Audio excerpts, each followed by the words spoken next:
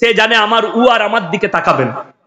আমার উ মানে বুঝতে পেরেছেন, যুবকরা বুঝতে পেরেছে, আমার উ মানে আমার প্রেমিক। বড় কষ্ট লাগে। আমি আমার মায়ের দিকে, যুবতী মায়ের দিকে অর্ডার করে যাব যে তোমরা নিয়ত করো, বিয়ে যদি ঠিক করো বাপকে, পরিবারকে বলবে আমি ওই পুরুষকে বিয়ে করব, ওই যুবককে যে দাড়ি রেখেছে এবং 5 ওয়াক্ত নামাজি। আমাদের সমাজের সিস্টেম কত খারাপ জানেন? যখন ছেলে মেয়ের দিন ঠিক হয়, ছেলের বাপ মেয়ে দেখতে যাচ্ছে, মেয়েকে শিখিয়ে দেয় মেয়ের মা সালাম দিয়ে ঢুকবি। কি বুঝলেন? ও মনে হচ্ছে একদম মা ফতেমা, এরকম করে ঢাকা নিয়ে সালামু আলাইকুম। কি বুঝলেন? আর এরা মনে করলে এত পরেজগার। কি বুঝলেন? শ্বশুর জিজ্ঞেস করছে মা কোরআন পড়ো? জি। মা নামাজ পড়ো? জি। কি বুঝলেন? জি বললো। ছেলেকে আল্লাহ কোনদিন নামাজ পড়ে না, শ্বশুর ঘর থেকে দেখতে এইছে জোহরের নামাজ পড়তে চলে গেছে। ইমাম সাহেব মনে মনে করলো মাল তো জীবনে আসে না। তখন বুঝতে পারলো ওই যে দেখতে এসছে, ওই জন্য হযরত পরেজগার হয়েছে আজকে। কি বুঝলেন? তারপরে শ্বশুর দেখলো ও হো জামাই তো আমার নামাজি, অসুবিধা নেই। বিয়ের পরে কোন শ্বশুর আত্মার বৌমাকে জিজ্ঞেস করে না মা আজকে নামাজ পড়েছো, মা আজকে কোরআন পড়েছো, এটা জিজ্ঞেস করার সময়ই পাই না। ঠিক কি না? কোনদিন না। জামাই 8 মোংলা করতে এসছে, জামাইকে বলেছো জামাই গোসল করে নাও, জোহরের আজান হবে, চলুন মসজিদে নামাজ পড়তে যাই শ্বশুর জামাই একসাথে। না, ও বাবারে, জামাই সকালবেলায় 8টায় উঠে একবার চা খেয়েছে, আর একবার বিটিকে নিয়ে শুয়েছে, বেলা 10টায় উঠবে। কি বুঝলেন? নাউজুবিল্লাহ, আস্তাগফিরুল্লাহ। তুমি দিন ভুলে গেলে তোমার বউ পেয়ে না, আল্লাহকে ভুলো না। গোটা জীবনটা পড়ে আছে, তোমার বিবাহিত জীবন সারা রাত্রি পড়ে আছে। সারা রাত বিবির সঙ্গে মজা করো, গোসল করে স্বামী স্ত্রী ফজরের নামাজ আদায় করো। বড় কষ্ট লাগে। অনেকজন মনে করেন হুজুর আপনারা কি করেন? আরে আমি আমার যেদিনে বিয়ে হয়েছে সেই দিন থেকে আজও ফজরের নামাজ কাজা হয়। আমি কালকে যখন ঢুকেছি আমি দেখলাম ফজরের আজান বাকি আছে। আমার স্ত্রীকে বললাম পায়ে তেল দাও, পা যন্ত্রণা করছে।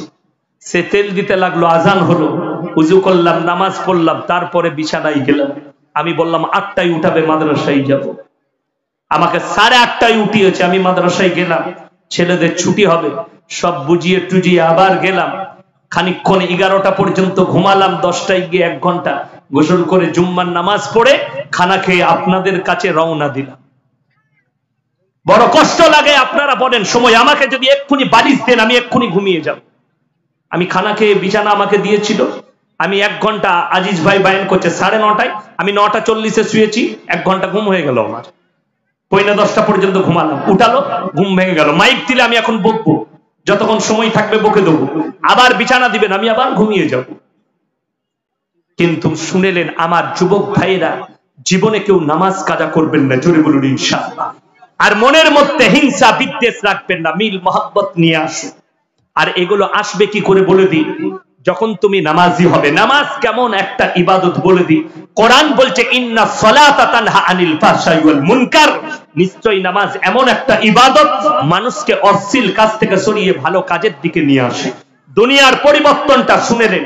আমাদের যাদের, আমার কাছে যারা বাপ চাচা বসে আছেন, আমার বাপের বয়সী যাদের 60 বছর 70 বছর বয়স যারা বসে আছেন, এদিকে জিজ্ঞেস করো হে আমার যুবক ভাইয়েরা, তোমার দাদাকে জিজ্ঞেস করো, তোমার দাদাজিকে জিজ্ঞেস করো, এরা যখন ছোট ছিল, এরা যখন যুবক ছিল, এই সেই যুগে মানুষ মিথ্যা কথা বলতে ভয় খেত, পাপ হবে বলে, গুনাহ হবে বলে।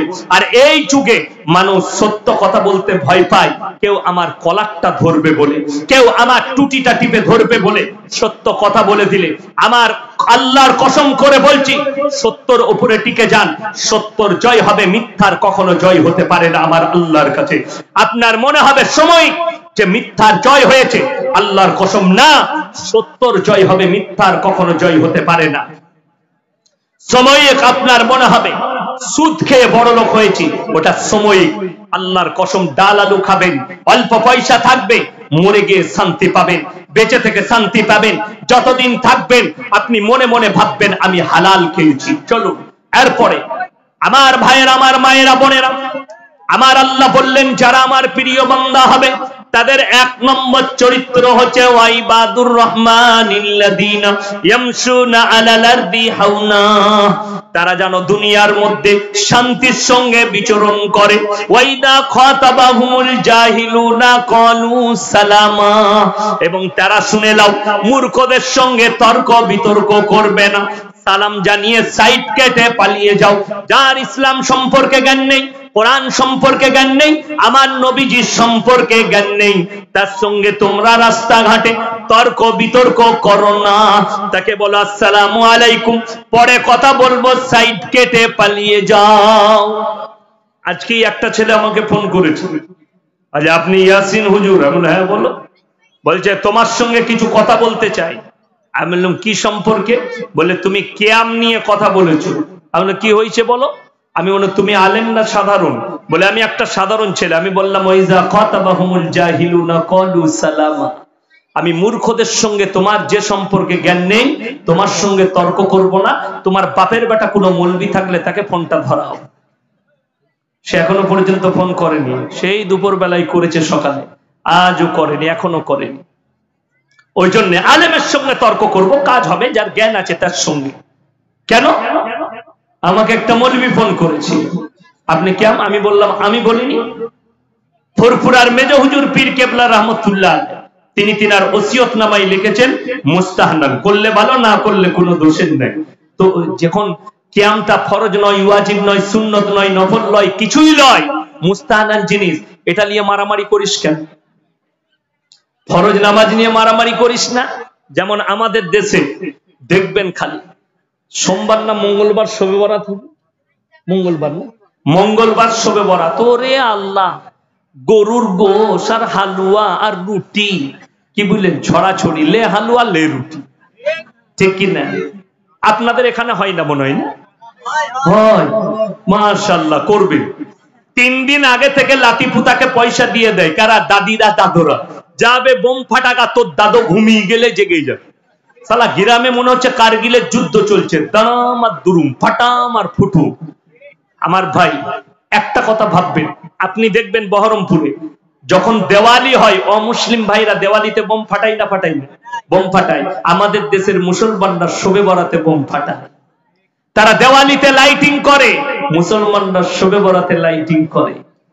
মাল নামটা আলাদা, মালটা একই, পার্থক্য নাই। আরে সব থেকে বড় দুঃখ কি জানে? শবে বরাতের রাতে আমাদের দেশে আবার আলাদা নামাজে আবিষ্কার হয়, হয় না? সাদা জামা, সাদা টুপি। আপনার কোথায়? বহরমপুর, কলকাতা, 24 পরগনা, আপনার হাওড়া, হুগলি, মেদিনীপুর, সাদা জামা, সাদা টুপি আর অন্তর লাগিয়ে রাতের বেলায় 1 ফিলাস চা করে নিয়ে চলে গেছে। ইমাম সাহেব মনে মনে করছে আল্লাহ, এদিকে তো জীবনে মসজিদে দেখিনি, কারগিলের যুদ্ধর মালগুলো এলো কোথা থেকে? এরা তো জীবনে আসেনি, বড় কষ্ট লাগে। আচ্ছা বলুন, ইমানদারির সঙ্গে বলবেন, শবে বরাতে কেউ যদি রোজা না রাখে গুনাহ আছে? গুনাহ আছে? এই জোরে বলুন আছে? কে বললে আছে? শবে বরাতের রোজাটা নফল না ফরজ না ওয়াজিব না সুন্নত? নফল। নফল রোজা কেউ যদি না রাখে কোনো গুনাহ নাই, রাখলে নেকি আছে। জোরে বলুন সুবহানাল্লাহ। এই যদি কেউ বলে শবে বরাতের রোজা না রাখলে গুনাহ হবে, সেই লোকটা পাপী। বেদাত এই কথাটা। কেউ যদি বলে শবে বরাতের নামাজ পড়তেই হবে, আমাদের দেশে তো মাইকে এলান হয়, আসসালামু আলাইকুম, আগামীকাল একটা রোজা হবে, মায়েরা ভোরের বেলায় ভাত খাবে, আজ রাতের বেলায় নামাজ পড়বে। আবার অনেক মসজিদে নিয়ত বলে দেয়, কি কি নিয়ত করবে। আরে যে এলান করছে তে কেলানি খাবে। নফল রোজার এলান কোথা থেকে পেলি? তুমি জীবনে ফরজ রোজার এলান করলে না। রমজান মাসে সেই মৌলবি এলান করেনি। একটা রোজা যদি কেউ নিজে থেকে ফরজ রোজা ছাড়ে, সারা জিন্দেগি রোজা রাখলে একটা রোজার মসুল দিতে পারবে না। সেই এলান তুমি মসজিদে করলে না, নফল ইবাদতের এলান জুড়েছ।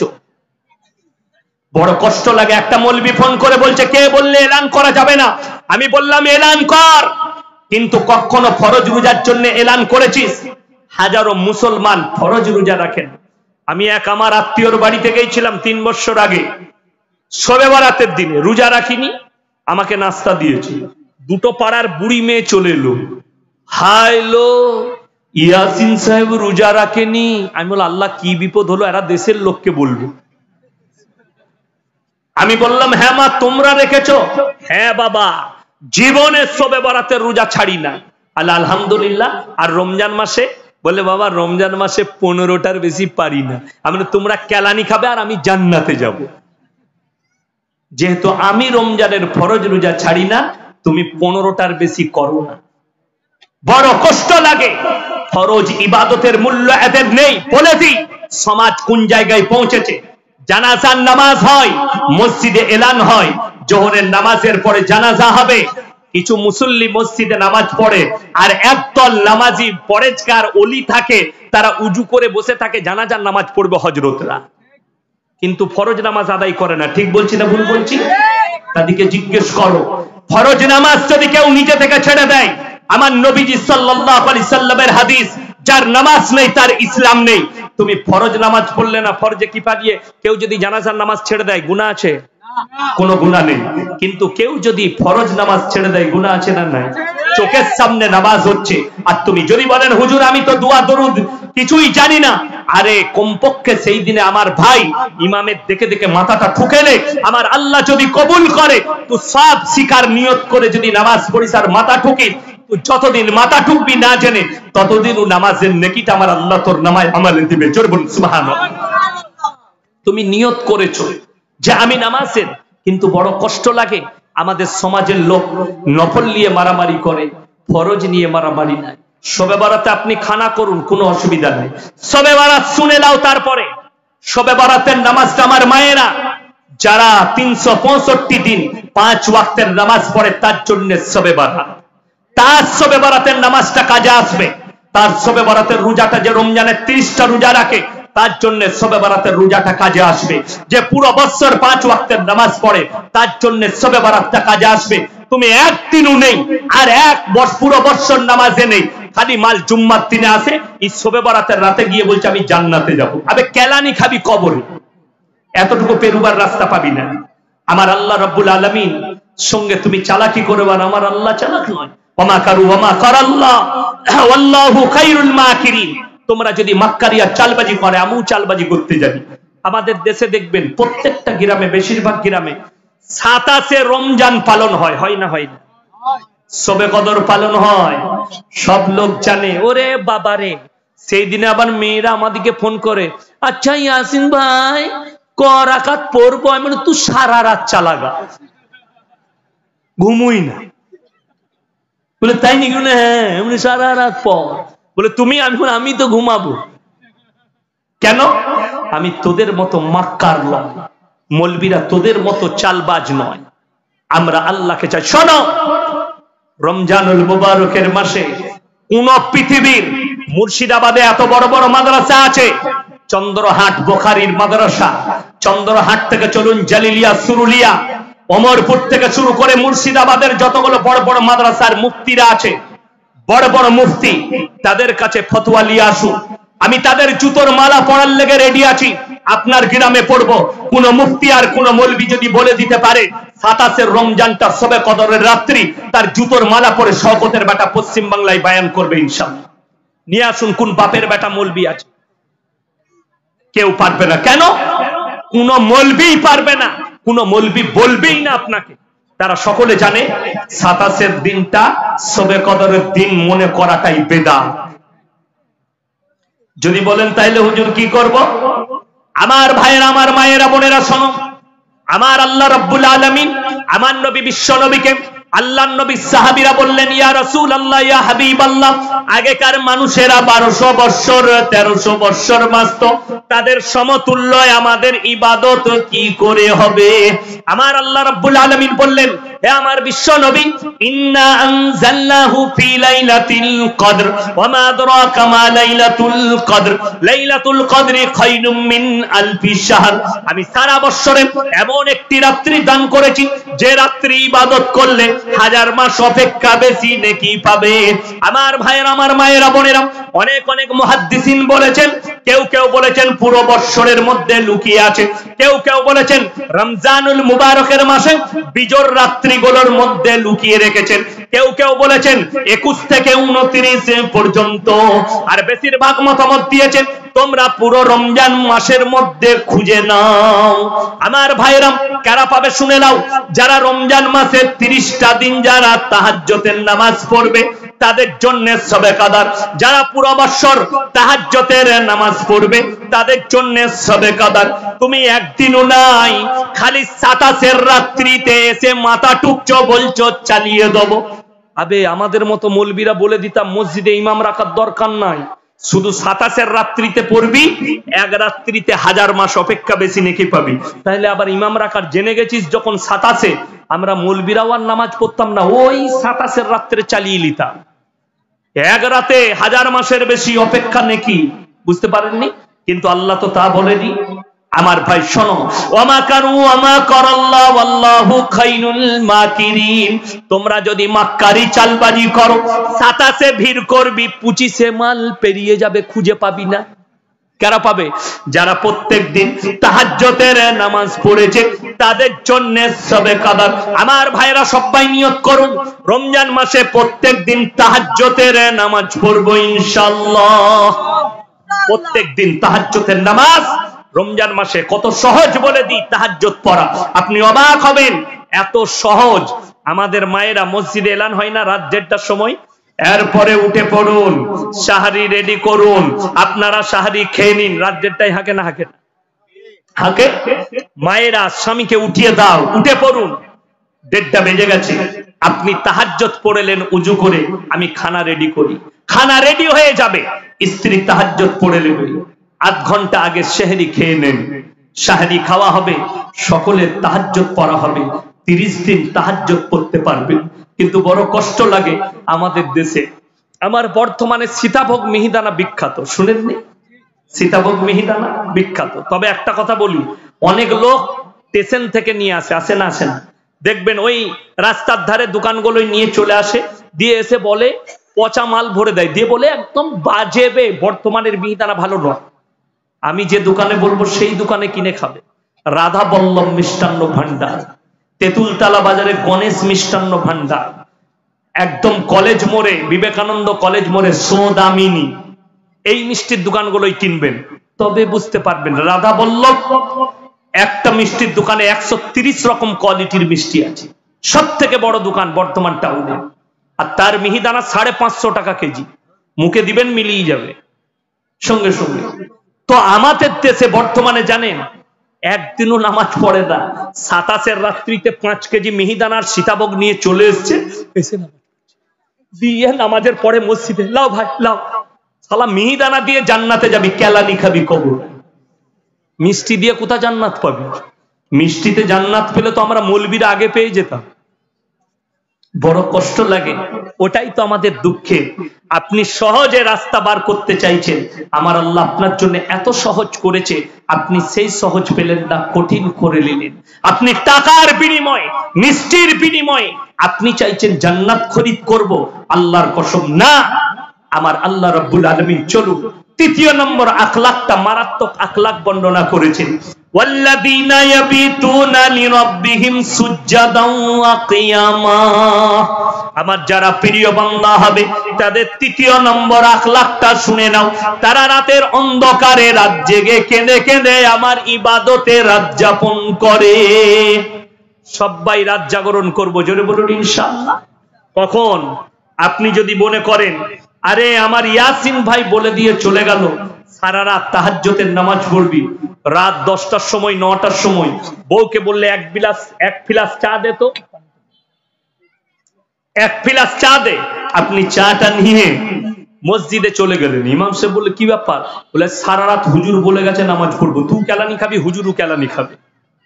সারা রাত নামাজ নয়, বিসমিল্লাহ, আলহামদুলিল্লাহ, সারা রাত্রি নামাজ নয়। আমার আল্লাহ কোরআনে শিখিয়েছেন নবীজি